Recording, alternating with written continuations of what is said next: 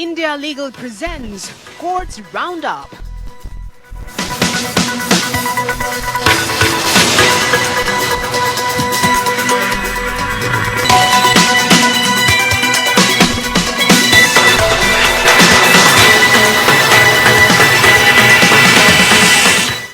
नमस्कार, courts roundup में आप सभी का बहुत बहुत स्वागत है। मैं हूं आपके साथ वक्ता दुबे। इस बुलेटिन में अगले आधे घंटे हम आपको कोर्ट से जुड़ी तमाम छोटी बड़ी खबरों से रूबरू करवाएंगे। कोर्ट की कार्यवाही और सुप्रीम कोर्ट से लेकर हाई कोर्ट और लोअर कोर्ट्स तक के फैसलों को आपके सामने रखेंगे। लेकिन आगे बढ़ने से पहले एक नजर डाल लेते हैं हेडलाइंस पर।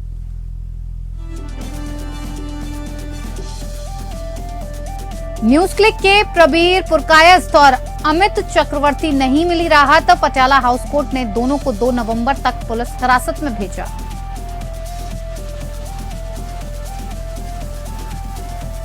सुप्रीम कोर्ट ने हाई कोर्ट के जजों पर दिखाई सख्ती। कहा, मुख्य न्यायाधीश द्वारा नहीं सौंपे केस लेना गलत, जजों को रहना पड़ेगा अनुशासित।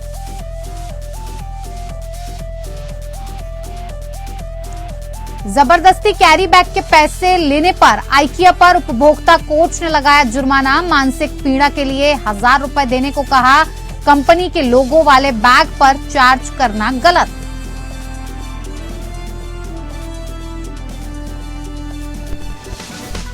India Legal presents Courts Roundup.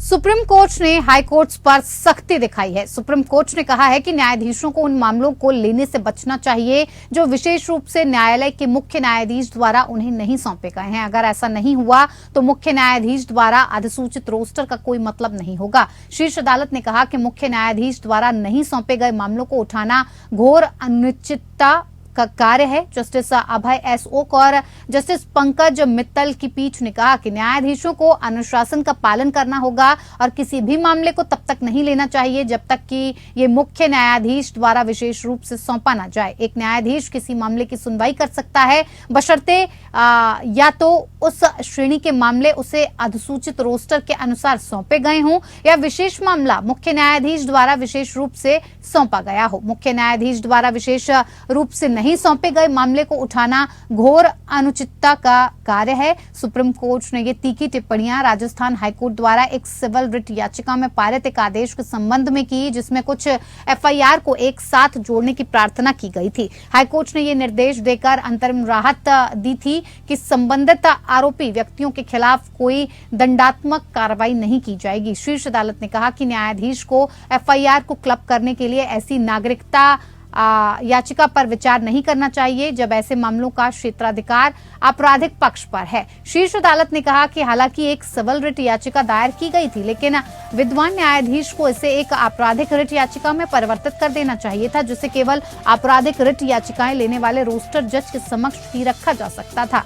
न्यायालय ने उन आरोपी व्यक्तियों को फटकारा जिन्होंने सीआरपीसी की धारा 482 के तहत एफआईआर को रद्द करने के लिए दायर आपराधिक विविध याचिकाओं में हाईकोर्ट के एक अन्य न्यायाधीश द्वारा अंतरिम राहत से इनकार किए जाने के बाद नागरिक याचिका के साथ उच्च न्यायालय का दरवाजा खटखटाया था।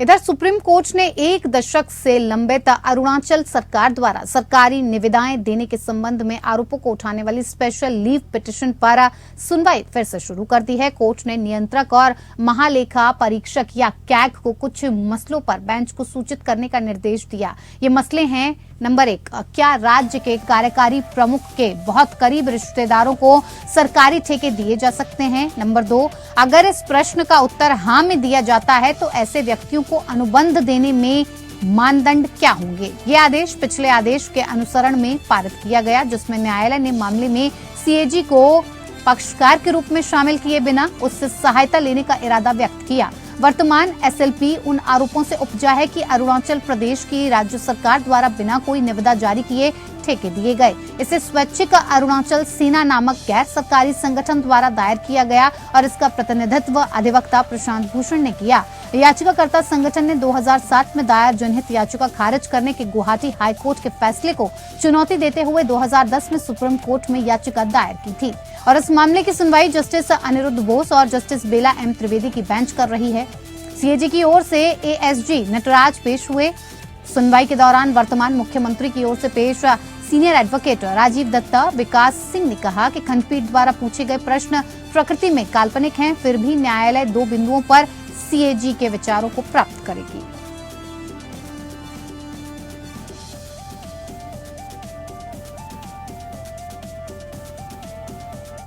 इधर सुप्रीम कोर्ट ने पीएमएलए के एक मामले में नोटिस जारी किया है, जिसमें सवाल यह है कि क्या पीएमएलए के तहत अनुसूचित अपराध होने से पहले की संपत्ति को अपराध की आय कहा जा सकता है या नहीं। क्या इस संपत्ति को प्रवर्तन निदेशालय द्वारा कुर्क किया जा सकता है। एक और मुद्दा जो इस मामले में उठता है कि क्या पीएमएलए वित्तीय संपत्तियों के सरफेसी अधिनियम बैंक और वित्तीय संस्थानों के कारण लोन की वसूली अधिनियम को खत्म कर देगा।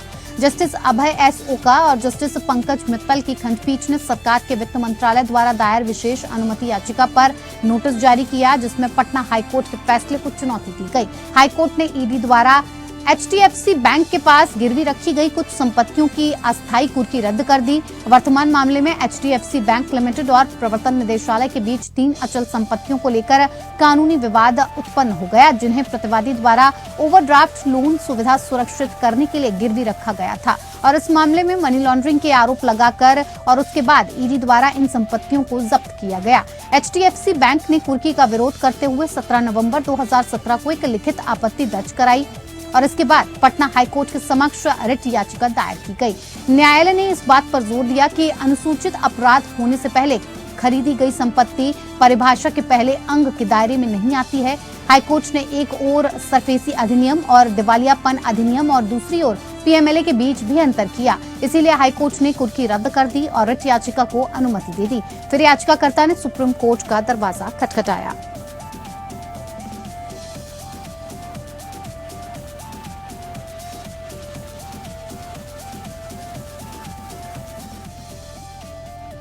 तो इधर सुप्रीम कोर्ट ने बॉम्बे हाई कोर्ट के एक आदेश पर आश्चर्य व्यक्त किया है, जिसने पहले एक रिट याचिका स्वीकार की लेकिन फिर इसी आधार पर अंतरिम राहत की प्रार्थना पर विचार करने से इनकार कर दिया कि पार्टी के पास वैकल्पिक उपाय उपलब्ध था। शीर्ष अदालत ने मामले को हाईकोर्ट को वापस भेजते हुए ये विचार करने का निर्देश दिया कि अंतरिम राहत देने की जरूरत है या नहीं। जस्टिस बीआर गवई और जस्टिस प्रशांत कुमार मिश्रा की पीठ ने कहा कि मामला स्वीकार होने के बाद अंतरिम राहत देने या इनकार करने के सवाल पर विचार नहीं करके हाईकोर्ट अपने निहित क्षेत्राधिकार का प्रयोग करने में विफल रहा है। बेंच ने कहा, जब हाईकोर्ट को पता चलता है कि मामले में योग्यता है और इसे स्वीकार करता है तो ये भी विचार करने के लिए बाध्य है कि क्या अंतरिम राहत दी जानी चाहिए थी या नहीं। शीर्ष अदालत का विचार था कि इस आधार पर अंतरिम राहत न देना कोई वैकल्पिक उपाय उपलब्ध है। मामले को स्वीकार करने वाले उच्च न्यायालय के आदेश के पहले भाग के विपरीत है।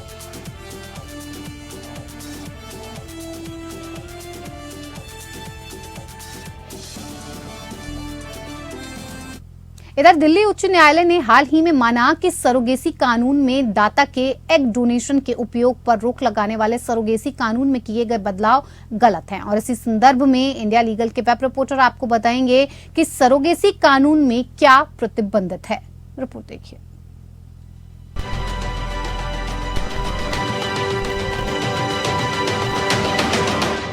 सरोगेसी एक रिप्रोडक्टिव प्रैक्टिस है जहां एक महिला किसी अन्य कपल या व्यक्ति के लिए बच्चों को जन्म देने और पालने के लिए सहमत होती है। जब प्रेगनेंसी मेडिकली रूप से असंभव हो या गर्भवती होने वाली मां के लिए प्रेगनेंसी का डेंजरस रिस्क हो तो सरोगेसी एक अच्छा विकल्प है।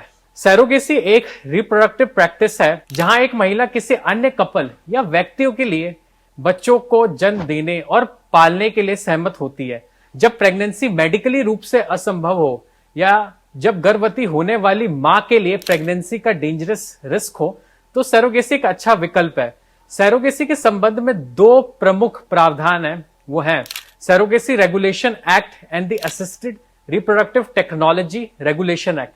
मैं आपको बता दूं, भारत में कमर्शियल सरोगेसी की अनुमति नहीं है और गे कपल्स बच्चा पैदा करने के लिए सरोगेसी का सहारा नहीं ले सकते।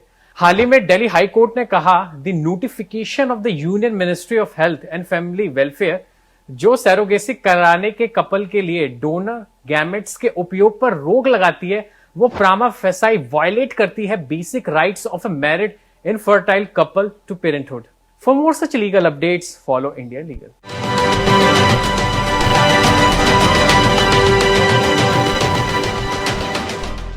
न्यूज क्लिक के संस्थापक प्रबीर पुरकायस्थ और एचआर हेड अमित चक्रवर्ती को पटियाला हाउस कोर्ट में पेश किया गया, जहां सुनवाई के बाद कोर्ट ने 9 दिन की पुलिस हिरासत में भेजा। पीएमएलए ने प्रावधानों के तहत दर्ज मामले में गिरफ्तार किए गए प्रबीर पुरकायस्थ और अमित चक्रवर्ती को दिल्ली पुलिस ने पेशी के बाद उनकी 9 दिनों की पुलिस हिरासत की मांग की। दिल्ली पुलिस की स्पेशल सेल हिरासत की मांग करते हुए कहा कि कुछ गवाहों से आमना सामना कराना है, कुछ डिवाइस जो जब्त किए गए हैं उनसे मिले डेटा को लेकर पूछताछ भी करनी है।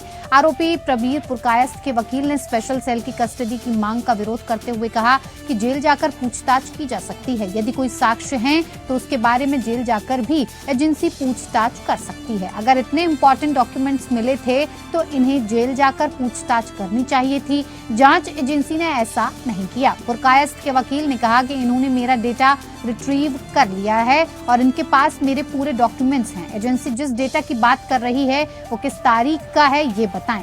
यूएपीए में 30 दिन कस्टडी मिलती है, बस इसीलिए एजेंसी कस्टडी मांग रहे हैं। आरोपियों की तरफ से कहा गया एजेंसी ने डिजिटल डेटा 6 अक्टूबर को जब्त किया है। अब 12-13 दिनों के बाद दोबारा से पुलिस कस्टडी की मांग की जा रही है। पुलिस कोर्ट को ये बताया कि जिस डिजिटल डेटा और दस्तावेज से पूछताछ या आमना सामना कराना है वो उनके कब्जे में कब आया। वहीं दिल्ली पुलिस ने कोर्ट को बताया कि जांच में बहुत अहम जानकारियां मिली हैं जिनका हम अभी खुलासा नहीं कर सकते, हमें उनको आमने सामने पूछताछ करनी है। पुरकायस्थ और चक्रवर्ती 10 अक्टूबर से न्यायिक हिरासत में हैं। उन्हें 3 अक्टूबर को गिरफ्तार किया गया था और शुरुआत में 7 दिनों की पुलिस हिरासत में भेजा गया था। बाद में उन्हें 20 अक्टूबर तक न्यायिक हिरासत में भेज दिया गया, जिसे बाद में 25 अक्टूबर तक के लिए बढ़ा दिया गया।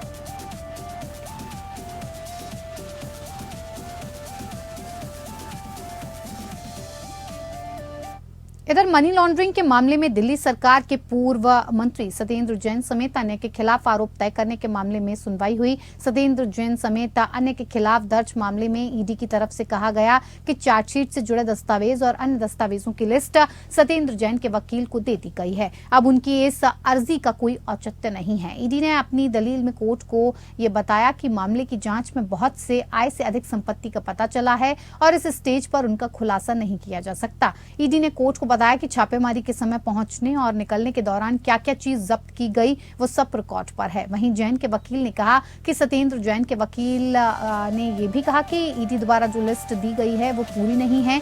जुलाई 2022 के बाद मेरे और इस मामले में सह आरोपियों के बयान दर्ज किए गए, जिसकी जानकारी अभी तक एजेंसी ने हमें नहीं दी है। उन्होंने जुलाई 2022 के बाद अगर कोई बयान दर्ज नहीं कराया है तो इसकी भी जानकारी कोर्ट को देनी होगी, क्योंकि ईडी के मुताबिक मामले की जांच अभी जारी है। जैन की ओर से कहा गया कि गवाहों की लिस्ट में योगेश मलिक का नाम है, लेकिन जो लिस्ट हमको दी गई है उसमें योगेश मलिक का नाम नहीं है। आखिरकार ईडी कोर्ट से ये खेल क्यों खेल रही है? जैन की ओर से कहा गया कि एजेंसी ने अगर छापेमारी के दौरान कोई चीज जब्त नहीं की है तो उसको भी बताना होगा, क्योंकि सत्येंद्र जैन के पुराने आवास से कुछ चीजें गायब हैं। सत्येंद्र जैन ने कोर्ट को बताया कि 2016 में जांच शुरू हुई, 5 साल बाद मेरे खिलाफ केस दर्ज किया गया, 8 बार बयान लिया जा चुका है और उसके साथ ही मामले की आज की सुनवाई पूरी हुई। राउज एवेन्यू कोर्ट अब सीबीआई से जुड़े मामले की सुनवाई 10 नवंबर को करेगी, जबकि ईडी से जुड़े मामले की सुनवाई 18 नवंबर को की जाएगी।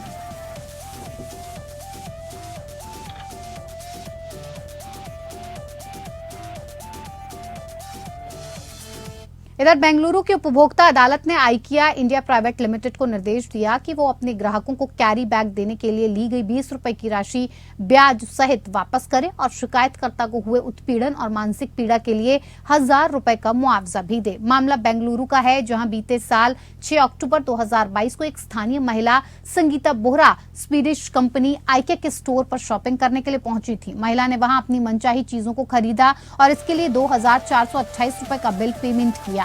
जब उसने कैरी बैग की मांग की, सामान के बिल में बिलिंग कर्मचारियों ने सामान के साथ ही कंपनी की ब्रांडिंग वाला कैरी बैग देने के 20 रुपए वसूल किए और उसके बाद महिला ने कर्मचारियों से संबंध में बात की। महिला ग्राहक ने बिलिंग काउंटर पर उपस्थित कर्मचारियों को नियमों का हवाला भी दिया और बताया कि रिटेल स्टोर पर कैरी बैग को लेकर जो नियम बनाए गए हैं उनके तहत किसी भी कंपनी के लोगो वाले कैरी बैग मुफ्त हैं और इसके लिए ग्राहकों से चार्ज नहीं लिया जा सकता। उपभोक्ता अदालत के प्रेसिडेंट बी नारायणप्पा की अध्यक्षता वाली पीठ ने ग्राहकों को स्टोर से अपनी खरीदारी ले जाने के लिए अपने बैग का उपयोग करने की अनुमति नहीं देकर बड़े मॉल और शोरूम द्वारा प्रदान की जाने वाली सेवा के स्तर पर आश्चर्य व्यक्त किया। उन्होंने कहा, यदि कोई ग्राहक लगभग डेटॉल, ओरियो, कॉप, उड़द साबुन, toothpaste, shaving cream, pen pencil इत्यादि जैसे दैनिक उपयोग के सामान की खरीदारी करना चाहता है तो विभिन्न दुकानों से हम उससे उम्मीद नहीं कर सकते हैं। उसे इसके लिए घर से 15 कैरी बैग लेने होंगे और इस प्रकार ग्राहकों को दुकान परिसर से सामान ले जाने के लिए खरीदे गए सामान के साथ अपने बैग ले जाने की अनुमति नहीं दी गई।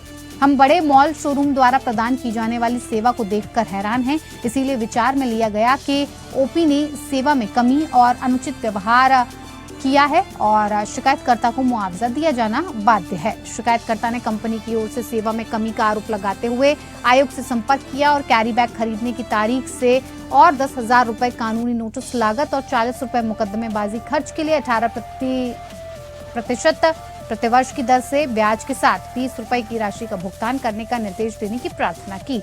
दावा किया गया कि वो 6 अक्टूबर 2022 को आईके स्टोर पर गई और कुछ सामान खरीदा। सामान खरीदने के बाद उन्हें चालान जारी किया गया लेकिन उन्हें कैरी बैग नहीं दिया गया और इसके लिए उनसे 20 रुपए वसूले गए।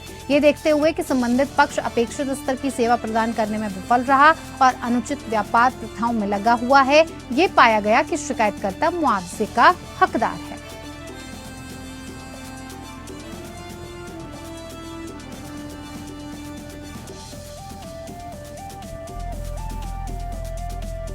बूढ़े माता पिता की देखभाल नहीं होने पर इलाहाबाद हाई कोर्ट ने सख्त रवैया अपनाया है। कोर्ट ने कहा कि भारत के पारंपरिक मानदंड और भारतीय समाज द्वारा रखे गए मूल्य किसी के वृद्ध माता पिता और बुजुर्गों की देखभाल की जिम्मेदारी को प्राथमिकता देता है। न्यायमूर्ति महेश चंद्र त्रिपाठी और प्रशांत कुमार ने कहा कि जब बूढ़े माता पिता अपनी मेहनत से अर्जित संपत्ति बच्चों को ऐसे समय में उपहार में देते हैं जब वो कमजोर होते हैं, बीमार होते हैं और शायद कमाने में सक्षम नहीं होते हैं, तो बच्चे माता पिता की देखभाल करने के नैतिक और कानूनी कर्तव्य के तहत आते हैं। कोर्ट ने कहा, हमारा देश संस्कृति, मूल्य और नैतिकता की भूमि रहा है और ये महान श्रवण कुमार की भूमि है जिन्होंने अपने अंधे माता पिता के लिए अपना जीवन बलिदान कर दिया। भारतीय समाज के पारंपरिक मानदंड और मूल्य बुजुर्गों की देखभाल के कर्तव्य पर जोर देता है। हमारे पारंपरिक समाज में माता पिता के प्रति बच्चों के कर्तव्यों को उन पर कर्ज माना जाता था। कोच ने आगे कहा कि अपने माता पिता की देखभाल करने का बच्चों का दायित्व केवल मूल्यों पर आधारित नहीं है, बल्कि ये बाध्य कर्तव्य कानून द्वारा माता पिता और वरिष्ठ नागरिकों के भरण पोषण और कल्याण अधिनियम 2007 के माध्यम से निर्धारित किया गया है। कोच ने कहा, इस अधिनियम के तहत बच्चे अपने बुजुर्ग माता पिता की देखभाल करने और उनकी गरिमा बनाए रखने और बुढ़ापे में उनका सम्मान करने के लिए बाध्य हैं। न्यायालय ने इस बात पर भी चिंता जताई कि कई मामलों में बच्चे अपने बुजुर्ग माता पिता की संपत्ति हासिल करने के बाद उन्हें छोड़ देते हैं। अदालत ने याचिकाकर्ता छविनाथ नाम के 85 वर्षीय व्यक्ति द्वारा दायर याचिका पर सुनवाई करते हुए ये टिप्पणी की, जिसने आरोप लगाया था कि उसके बच्चों द्वारा उसके साथ दुर्व्यवहार किया जा रहा है। उन्होंने अपने बेटों के खिलाफ शिकायत दर्ज कराई थी और दावा किया था कि बच्चों ने उन्हें गैरकानूनी तरीके से उनकी संपत्ति से बेदखल कर दिया है।